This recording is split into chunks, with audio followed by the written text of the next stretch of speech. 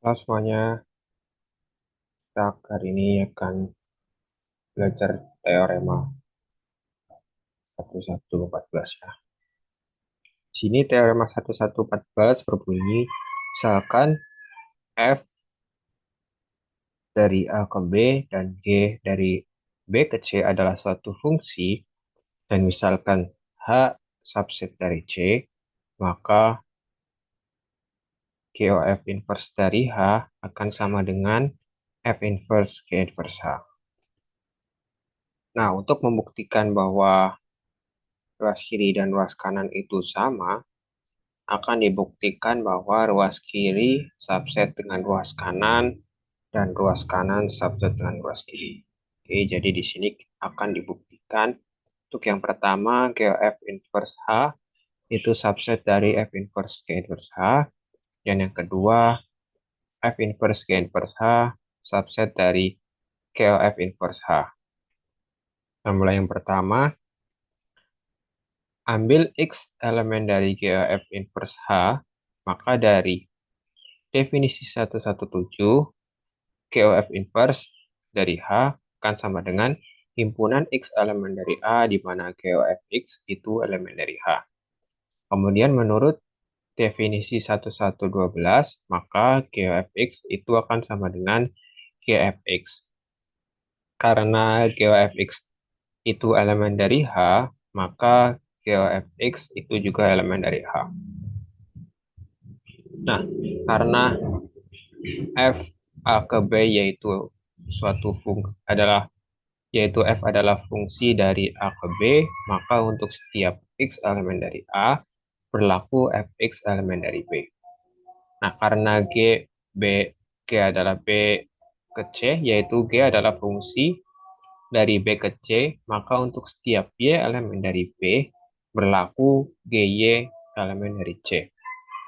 Nah, karena tadi sudah dijelaskan H subset C, maka dari definisi 117, G inverse H sama dengan himpunan dari Y elemen B, di mana GY itu elemen dari H. Nah, karena tadi di atas G Fx itu elemen dari H, dan Fx itu elemen dari B, kita buktikan terlebih dahulu nih. Apakah Fx itu elemen dari himpunan Y elemen B, di mana GY itu elemen H, atau sama dengan G inverse H. Oke, ambil Y sama dengan Fx. Karena Fx itu elemen dari B, maka Y juga elemen dari B. Dan karena Gfx itu elemen dari H, maka Gfx sama dengan Gy akan termuat di H. Nah, karena Y memenuhi himpunan dari Y elemen B, di mana Gy elemen dari H, maka Y sama dengan Fx elemen dari himpunan Y elemen B, di mana Gy elemen dari H, akan sama dengan G inverse H. Maka Fx itu elemen dari G inverse H. Ini kita misalkan M sama dengan G inverse H. Nah, dari definisi 117, untuk sebarang himpunan H yang subset dengan B, maka F inverse M itu sama dengan F inverse G. F inverse G inverse H. M-nya dari M-nya sama dengan H, G inverse H. Nah, sama dengan himpunan dari X petik elemen dari A, di mana Fx petik itu elemen dari G inverse H. Nah, karena X elemen A dan Fx itu elemen dari G inverse H, maka X ini memenuhi syarat keanggotaan di atas nih. Sehingga X itu elemen dari F inverse G inverse H. Oleh karena itu, untuk sebarang X elemen dari GOF inverse dari H, terbukti bahwa GOF inverse H itu subset dari F inverse G inverse H.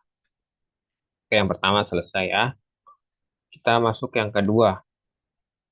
Ambil X elemen dari F inverse G inverse H, maka dari definisi 117, F inverse G inverse H akan sama dengan himpunan dari X elemen A, di mana fx itu elemen dari G inverse H.